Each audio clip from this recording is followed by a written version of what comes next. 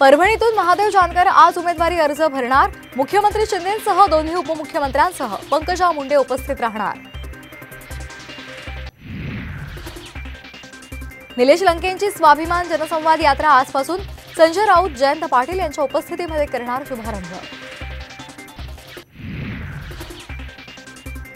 वंचितनं 7 जागांवर पाठिंबा दिल्यास अकोल्याच्या जागेचा पुनर्विचार करण्याची हायकमांडकडे मागणी करणार। विजय वडेट्टीवार यांचं मोठं विधान।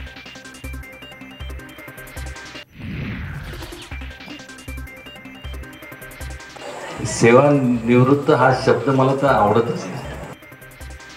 मला सेवानिवृत्त हा शब्द आवडत नाही। उमेदवारीच्या शर्यतीतून माघार न घेण्यावर उदयनराजे ठाम।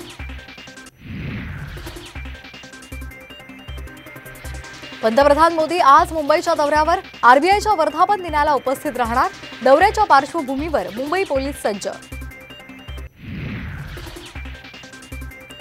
शिरूर लोकसभेसंदर्भात आज महायुतीची समन्वय बैठक। चंद्रकांत पाटील यांच्या उपस्थितीमध्ये ठरणार प्रचाराची रणनीती।